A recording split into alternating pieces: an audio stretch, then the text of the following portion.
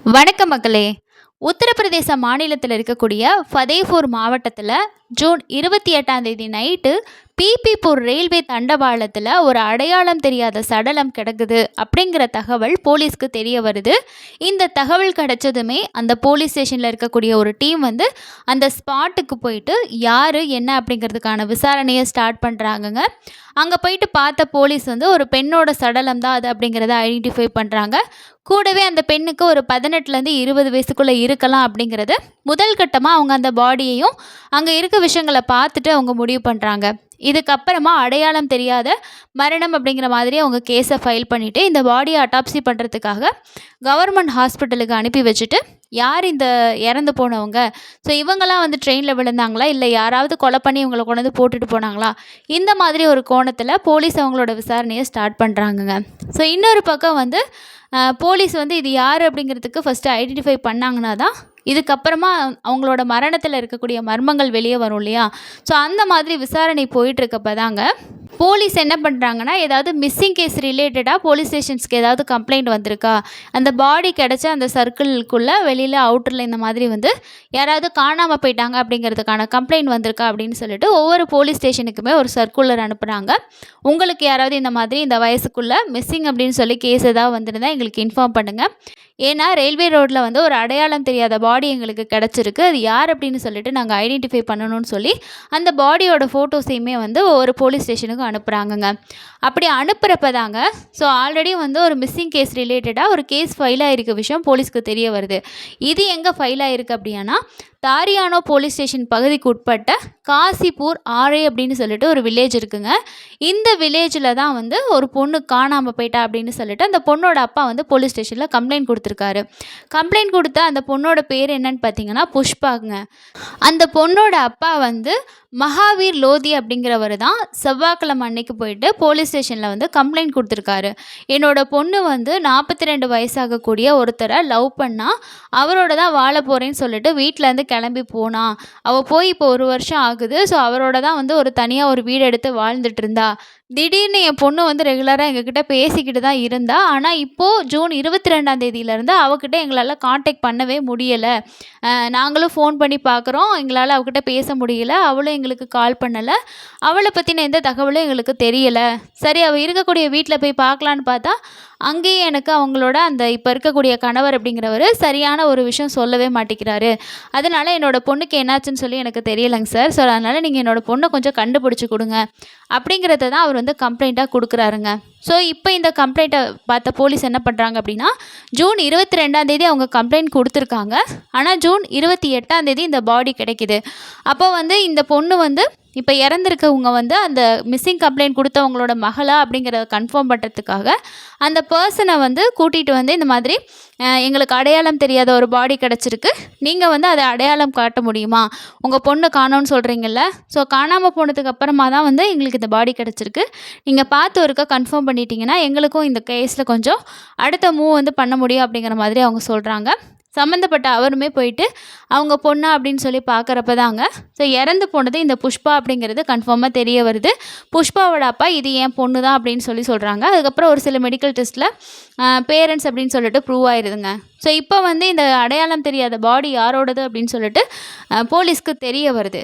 இதுக்கப்புறமா இவங்க வந்து எப்படி இறந்து போனாங்க, ஸோ தற்கொலை பண்ணிக்கிட்டாங்களா இல்லை அப்படின்னா இவங்களை யாராவது கொலை பண்ணிட்டாங்களா அப்படின்றதுக்கான விசாரணையை போலீஸ் ஸ்டார்ட் பண்ணி விசாரிக்கிறப்ப தாங்க இதுக்கு பின்னாடி இருக்கக்கூடிய நிறைய மர்மமான விஷயங்களும் அதிர்ச்சி தரக்கூடிய விஷயங்களும் ஒன்று ஒன்றா வெளியே வர ஆரம்பிக்குது. அப்படி இந்த 20 வயசு ஆகக்கூடிய புஷ்பாவுக்கு அன்றைக்கி என்ன நடந்துச்சு, அவங்க ஏன் வந்து ரயில்வேயில் வந்து இப்படி இறந்து கிடக்கணும், 42 வயசாகக்கூடிய நபர் கூட அவங்களுக்கு என்ன பழக்கம் இருந்துச்சு, எப்படி அவர் கூட வாழ்ந்துட்டு இருந்தாங்க, இதை பற்றி தாங்க இன்றைக்கி நம்ம இந்த வீடியோவில் டீட்டெயிலாக பேச போகிறோம். நீங்கள் இன்னும் நம்ம சேனலை சப்ஸ்கிரைப் பண்ணாமல் பார்த்துட்டு இருந்தீங்க அப்படின்னா மறக்காமல் சப்ஸ்கிரைப் பண்ணிக்கோங்க. இந்த கேஸை லாஸ்ட் வரைக்கும் பார்த்துட்டு இந்த சம்பவம் பற்றி நீங்கள் என்ன நினைக்கிறீங்க அப்படிங்கிறதையும் மறக்காமல் கீழே இருக்க கமெண்ட்ஸில் ஷேர் பண்ணுங்க. ஸோ வாங்க இன்றைக்கான கேஸை நம்ம டீட்டெயிலாக பார்க்கலாம். நான் இன்ட்ரோவில் சொன்ன மாதிரியே இந்த புஷ்பாவோட அப்பா தான் போலீஸ் ஸ்டேஷனில் போய் கம்ப்ளைண்ட் கொடுத்தாரு இல்லையா. கம்ப்ளைண்ட் கொடுத்தப்போ இந்த நபர் வந்து ஒரு எக்ஸ்ட்ராவான ஒரு விஷயத்த சொல்கிறாரு. என்ன அப்படின்னா என்னோட பொண்ணு 42 வயசாகக்கூடிய கங்காசாகர் அப்படிங்கிறவனை வந்து ஒரு வருஷமாவே அவன வந்து லவ் பண்ணிக்கிட்டு இருந்தா. எங்களுக்கு அப்போ தெரியல. அப்பவே அவனோட அவ வந்து உறவுல தான் இருந்திருக்கா. அதுக்கப்புறம் விஷயம் தெரிஞ்சதுக்கு அப்புறமா, நாங்க வேணாம் உனக்கு வயசு அதிகம், உனக்கு வயசு கம்மி இந்த மாரி நெறைய விஷயம் சொன்னா, அவ கேட்குற மாதிரியே இல்ல. அதனால வந்து அவனோடயே வாழப் போறேன்னு சொல்லிட்டு 1 வருஷத்துக்கு முன்னாடி வந்து வீட்லேருந்து போயிட்டா. அப்படியே என் பொண்ணு போனாலும் எங்ககிட்ட டச்ல தான் இருந்தா அப்படின்ற மாரி சொல்றாங்க இல்லையா? அப்போ இந்த கங்காசாகர் அப்படிங்கிறவருக்கு வந்து ஆல்ரெடி கல்யாணம் ஆயிருச்சுங்க. கல்யாணம் ஆகி அவருக்கு வந்து ஒரு 15 வயசுல ஒரு பையனும் இருக்கான். அவங்க ஒய்ஃபு வந்து இறந்துட்டாங்க. இறந்ததுக்கு அப்புறமா தான் இவர் என்ன பண்ணுறாரு அப்படின்னா, அதே ஊரில் தான் இந்த புஷ்பா அப்படிங்கிறவங்களும் அவங்க ஃபேமிலி கூட இருக்காங்க. ஸோ இந்த பொண்ணு வந்து சின்ன பொண்ணு தான். அப்பப்போ வெளியில் போகிறது வரதை வந்து பார்க்குறப்போ இந்த கங்காசாகர் அந்த பொண்ணுக்கிட்ட பேச ஆரம்பிச்சிருக்காங்க. நாளாக நாளாக 2 பேரும் பேசி பழகும்போது ஒரு கட்டத்தில் 2 பேரும் காதலிக்க ஆரம்பிக்கிறாங்க. கங்காசாகருக்கு ஒய்ஃப் இல்லை. ஸோ புஷ்பாவும் பார்க்க சின்ன பொண்ணு, 18 வயசுனா சின்ன பொண்ணு. ஸோ இந்த சின்ன பொண்ணு நம்ம லைஃப்பில் நல்லா இருந்தால் நல்லாயிருக்கும். சொல்லணும் அப்படின்னா இந்த கங்காசாகரோட பையனோட ஒரு 3 வயசு தாங்க இந்த பொண்ணுக்கு அதிகம். ஸோ சொல்லணும் அப்படின்னா ஒரு மகள் வயசுனே சொல்லலாம். அப்படி இருந்தே இவருக்கு வந்து இந்த புஷ்பா மேலே ஒரு லவ் வந்திருக்கு. அதுக்கப்புறமா இவங்க 2 பேரும் 1 வருஷமாக வீட்டுக்கு தெரியாமையே 2 பேரும் அப்பப்போ மீட் பண்ணுறது, இந்த மாதிரி லிவிங்கில் வந்து இழுந்துட்டு தான் இருந்திருக்காங்க. ஒரு கட்டத்தில் இந்த விஷயம் வில்லேஜ் அப்படிங்கிறதுனால ஈஸியாக எல்லாருக்கும் தெரிய வந்துடும் இல்லையா? ஸோ அந்த மாதிரி விஷயம் தெரிய வந்ததுக்கப்புறமா ஃபேமிலியில் இருக்கிற எல்லாருமே இந்த விஷயத்துக்கு எதிர்ப்பு தெரிவிச்சிருக்காங்க. ஸோ இது வந்து சரியாக வராது, உன்னோட அப்பா வயசு வருது, அவனுக்கு வயசு எவ்வளோ அதிகம், நீ சின்ன பொண்ணு, இந்த மாதிரி எவ்வளோ அட்வைஸ் சொல்லியிருக்காங்க. அந்த பொண்ணு வந்து அதை கேட்கவே இல்லை. இல்லை நான் வந்து கங்காசாகரோட தான் வாழுவேன், அவர் கூட தான் இருப்பேன். ஸோ நீங்கள் எல்லாம் வந்து ஏற்றுக்கிட்டிங்கன்னா நான் கல்யாணம் பண்ணி இங்கே இருப்பேன், இல்லைனா நான் அவரோட போயிடுவேன்னு சொல்லிட்டு தான் அந்த பொண்ணு வீட்டிலேருந்து போயிருக்கு. ஸோ போனதுக்கப்புறமாவும் அப்பப்போ பேரண்ட்ஸ் என்ன பண்ணுறது, வளர்த்துட்டமே பொண்ணை, போயிட்டா சரி நல்லா இருக்காளா என்ன அப்படின்னு கேட்குறதுக்காக இவங்களும் பேசிகிட்டு இருந்திருக்காங்க. ஸோ பேசிகிட்டு இருந்தப்போ தான் வந்து சரியாக ஜூன் 22ஆம் மேலே அந்த பொண்ணுக்கிட்ட வந்து கான்டாக்டே இல்லை. அந்த பொண்ணும் பேசலை, இவங்க கால் பண்ணாலும் எடுக்கலை. வீட்டுக்கு போய் கேட்டப்பையும் கங்காசாகர் வந்து சரியான பதிலே சொல்லலை. இதனால இந்த புஷ்பாவோட அப்பாவுக்கு கங்காசாகர் மேலே வந்து சந்தேகம். ஏன்னா அவன் தான் தன்னோட பொண்ணை கூட்டிகிட்டு போனான். அப்போது பொண்ணு திடீர்னு காணும் அப்படின்னா அவள் எங்கே போயிருப்பா, ஏதாவது தெரிஞ்சிருக்கும்ல, இவன் சொல்லியிருக்கணும்னு சொல்லிட்டு தான் கங்காசாகர் மேலே தான் எனக்கு சந்தேகம் இருக்குங்கிறத ஸ்ட்ராங்காக வந்து அவரோட கம்ப்ளைண்ட்டில் சொல்லியிருக்காரு. இப்போ இவங்க பாடியும் கிடச்சிருச்சு அப்படிங்கிறதுனால போலீஸ் வந்து கங்காசாகரை அரெஸ்ட் பண்ணிட்டு போயிட்டு விசாரிக்கிறாங்கங்க. விசாரித்ததுக்கு அப்புறமா தான் இந்த புஷ்பாவோட இந்த கொலைக்கு பின்னாடி இருக்கக்கூடிய விஷயங்கள் வந்து தெரிய வருது. 1 வருஷமாகவே இவங்க 2 பேரும் ராதா நகர் அப்படிங்கிற பகுதியில் தாங்க ஒரு வீடு எடுத்து 2 பேரும் வந்து இருந்திருக்காங்க. ஆரம்பத்தில் எப்படி இருந்தாங்களோ அதே மாதிரி தான் இவங்களோட லைஃப் போயிட்டு இருந்திருக்கு. ஸோ இவங்க கூட தான் அந்த கங்காசாகரோட பையன் சொன்னேன் இல்லையா, அந்த பையனும் இவங்க கூட தான் இருந்திருக்கான். ஆரம்பத்தில் எல்லாமே நல்லா தாங்க போயிட்டு இருந்திருக்கு. ஆனால் ஒரு கட்டத்துக்கு மேலே என்ன ஆகுது அப்படின்னா, அடிக்கடி இந்த கங்காசாகருக்கும் புஷ்பாவுக்கு இடையில வந்து சண்டை வர ஆரம்பிக்குது. புஷ்பாவுக்கு வயசு கம்மி, கங்காசாகருக்கு வயசு அதிகம். இந்த மாதிரி சண்டை வந்துட்டே இருக்கும்போது கங்காசாகருக்கு என்ன தோணுது அப்படின்னா, இவளுக்கு வயசு கம்மி, ஒருவேளை நம்ம கூட கொஞ்ச நாள் இருந்துட்டு நம்மளை விட்டுட்டு வேறு யார் கூடயாவது போயிடுவாளோ, ஸோ வேறு யாராவது கூட பழக்கம் இருக்குமோ, இந்த மாதிரி ஒரு சில சந்தேகங்கள் வர ஆரம்பிக்குதுங்க. இவங்க 2 பேருக்கு இடையில சண்டையும் அதிகமாகுது. ஒரு கட்டத்தில் புஷ்பா என்ன சொல்கிறாங்க அப்படின்னா, எங்கள் வீட்டில் சொல்லியிருக்கதான் நான் கேட்டிருக்கணும், நான் தெரியாமல் உன் கூட வந்துட்டேன், வந்தனால தான் இப்படி கஷ்டப்படுறேன். இந்த மாதிரி இவங்களுக்கு இடையில வந்து ஃபஸ்ட்டு எந்த அளவுக்கு அந்த காதல் அப்படிங்கிற விஷயம் இருந்துச்சோ அது இப்போ எல்லாமே மாறி சண்டை மட்டும்தான் இருந்திருக்கு. ஒரு கட்டத்தில் வந்து இந்த கங்காசாகர் என்ன பண்ணுறான்னா, இவளை எப்படியோ விட்டுட்டோம் அப்படின்னா இவள் வந்து என்னை விட்டுட்டு போயிடுவா, வேறு யாரையாவது கல்யாணம் பண்ணிட்டு போயிடுவா, அதை விடக்கூடாது அப்படின்னு சொல்லிட்டு தாங்க இந்த கங்காசாகர் சரியாக ஜூலை 19ஆம் அன்னைக்கு வந்து இவங்க 2 பேருக்கு இடையில சண்டை அப்படிங்கிறது அதிகமாகிருக்கு. ஸோ அன்றைக்கும் வந்து கோவமாக வந்து புஷ்பாவை வந்து இவர் அடிச்சிருக்காரு.